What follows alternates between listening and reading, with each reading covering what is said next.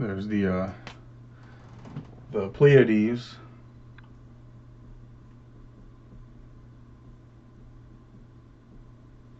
It's a constellation in right near the Taurus bull, um, and the Orion's belt. It's just past the Orion's belt. If you look up, you see the Orion's belt in the sky. People often see that in the sky. Looks like a man with a something like that, with an arrow in his hand, and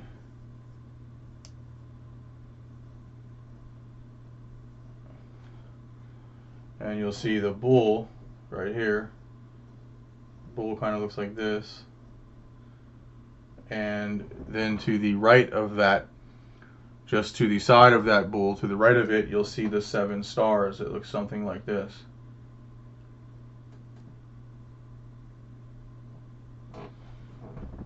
It's just like it's a little node of stars, a cluster. It's called a star cluster, because they're all really close to each other in the sky.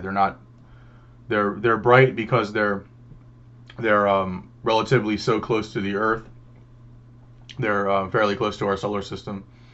They're really bright, and they form a cluster, so that causes it to be pretty apparent in the night sky. You can typically see it if you just look up at the Orion's belt, which is really hard to miss, and you look to the right, you'll see the Taurus, the bull. So you have here Orion,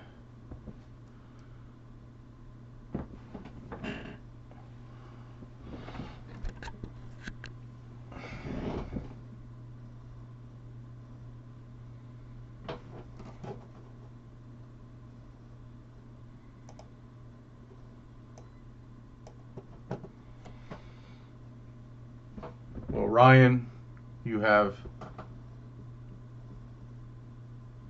Taurus, and you have the 7 Pleiades.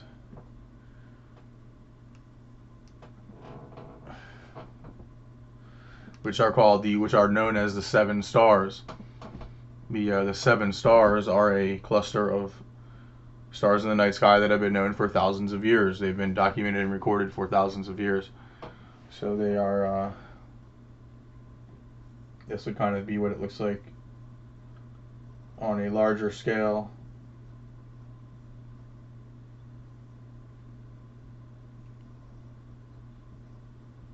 Kind of something like that. You can see 7 stars here, and this is the star called Atlas. Atlas is the star that connects with these 7 stars in the mythology. So you have really 8 stars. You have Atlas and the 7 stars, the 7 sisters, or the 7 Pleiades. Throughout the book of Revelation, you find multiple references to the 7 stars. You find it all throughout Revelation, starting right at the very beginning of the book of Revelation. It then goes into 7 letters being sent to the 7 churches, which symbolize the 7 stars. It says the 7 stars represent the 7 churches. Which are the 7 stars are the 7 messengers, or the 7 signs of the 7 churches. So you have an interesting parallel between that, and then Jesus describes himself as the bright morning star,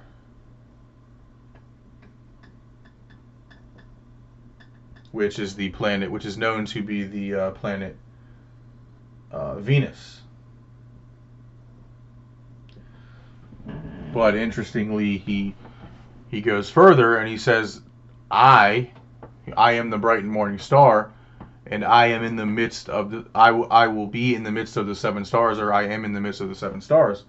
So that would be Venus, right? In the astronomical observation, that would be the planet Venus, resting in the midst of the 7 stars.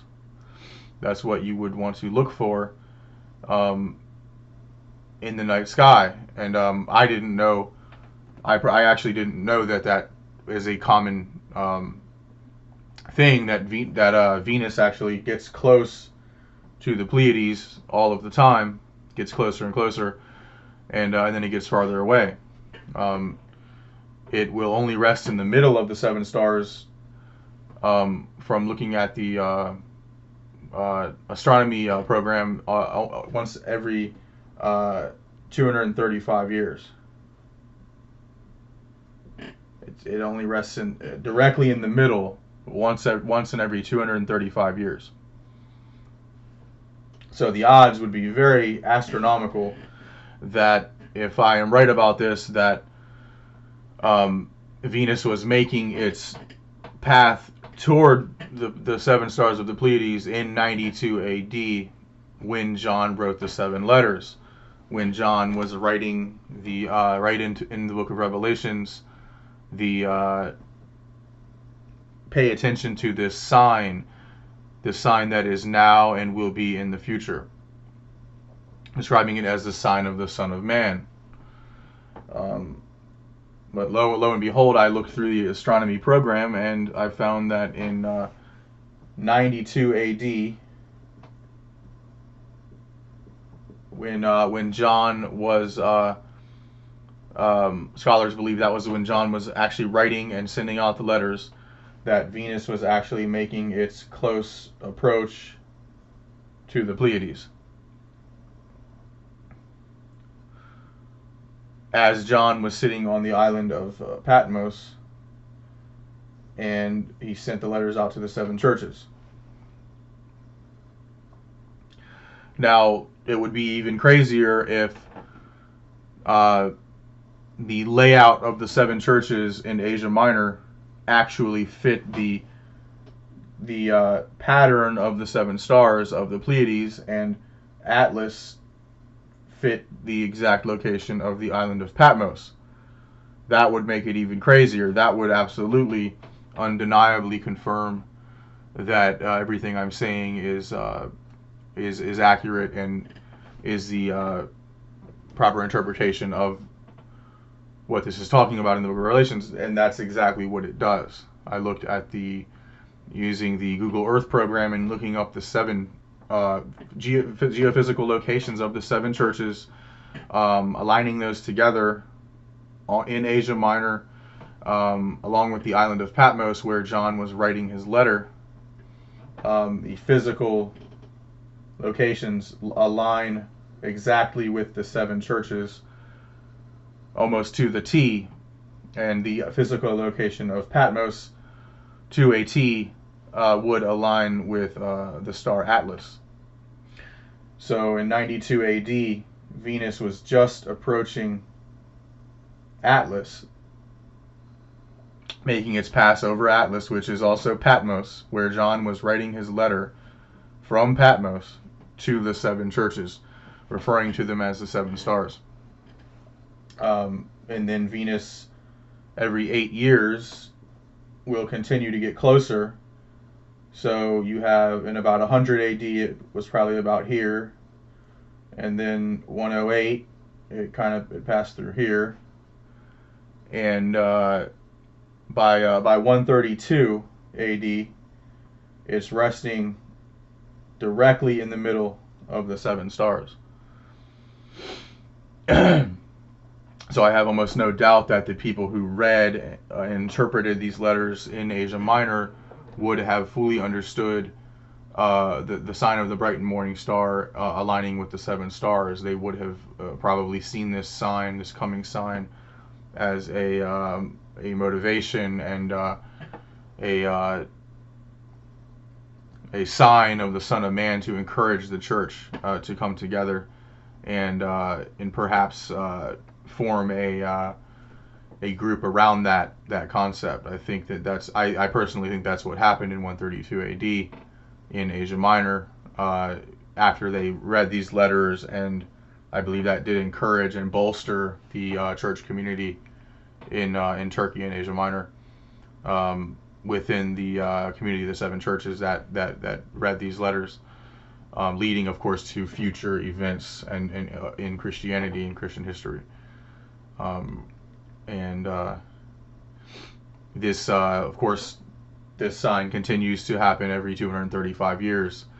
So if we jump forward, adding 235 to 132 AD, you end up, it would be the odds of astronomical odds that something, eventful happened in 367 AD.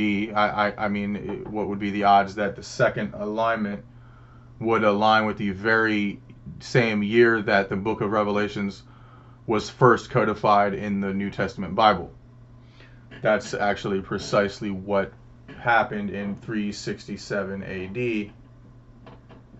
The first ever canonized New Testament letter was written with the full canonized New Testament first documented in 367 AD. It was later officially canonized, but this was the first ever existing the document that is the modern canon that we have today, including the Book of Revelations as the last book in the Bible. So that just really verified it even more to me that this is very significant prophetically and historically to the events throughout history of the church and down to today. I believe that there are things still happening today that are significant and astronomically aligned to these dates. So thank you for watching.